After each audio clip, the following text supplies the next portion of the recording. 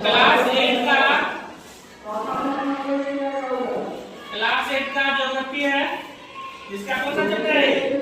दूसरा चैप्टर है, उसका क्वेश्चन आंसर का सॉल्यूशन करा रहे हैं, है ना? क्वेश्चन आंसर का क्या कर रहे हैं? सॉल्यूशन क्या करना। इसमें एक का 5 क्वेश्चन दिया हुआ है। एक का कितना क्वेश्चन है? 5 क्वेश्चन। उसका ध्यान दो। तो एक का पहला क्वेश्चन, उसका नाम है क्या? नाम है? ध्यान दो।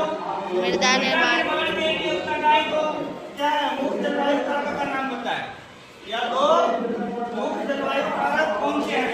दो कारक बताना है। तो पहला हो जाएगा तापमान, जिसको हम टेम्परेचर कहते हैं। दूसरा क्या है? वर्षा या वर्षण, ठीक है ना? इसका को ध्यान रखना है। उसके बाद ये दो पहला का दूसरा क्वेश्चन है भूमि डिम्बीकरण के कोई दो कारण लिखिए, है ना? तो ध्यान दो। तो पहला कारण मानवीय, वैसे बताया थे मानवीय और प्राकृतिक दोनों होता है, ठीक है ना? जैसे मानवीय कारण हो जाएगा वनोन्मूलन, मतलब क्या? जंगल को क्षति करना, अतिचारण, रासायनिक उर्वरक केमिकल का उपयोग और कीटनाशक दवाओं का उपयोग। इससे क्या हो रहा है? भूमि का क्या हो रहा है? निम्नीकरण हो रहा है। और प्राकृतिक कारण क्या है? वर्षा सही टाइम से नहीं होना, भूस्खलन मतलब धरती का धस जाना या खिसक जाना। और क्या है तीसरा कारण? बाढ़। इस सबको ध्यान रखना है। उसके बाद ध्यान दो, पहला का तीसरा क्वेश्चन है भूमि को महत्वपूर्ण संसाधन क्यों माना जाता है? तो ध्यान दो, भूमि हमारे जीवन का क्या है? मुख्य आधार है। इसी में सब कुछ टिका हुआ है ना?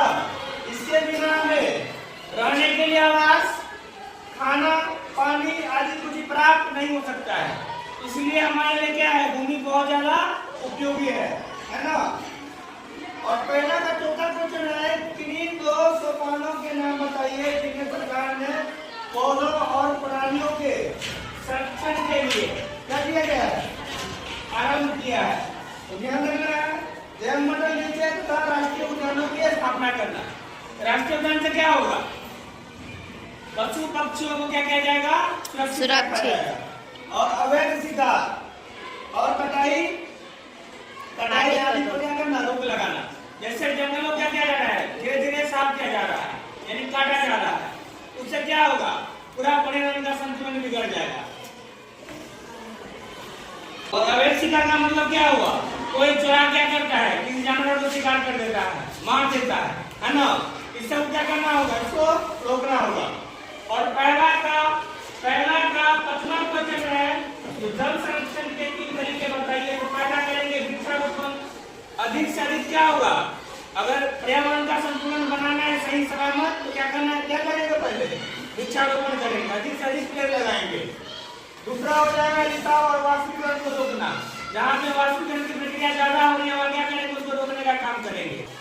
और तीसरा पॉइंट क्या है? वर्षा जल संग्रहण करना। जब वर्षा होता है उस पानी को क्या करेंगे? हमेशा सेव करके संचय में जमा करके रखेंगे, तो फिर क्या हो? फसल में काम आ जाए। ये 3 तरीका है, वृक्षारोपण, रिसाव और वर्षा जल का संग्रहण यानी जमा करना। संग्रहण यानी जमा करना, ठीक है ना? तो एक का 5 क्वेश्चन पूरा पता है, ठीक है?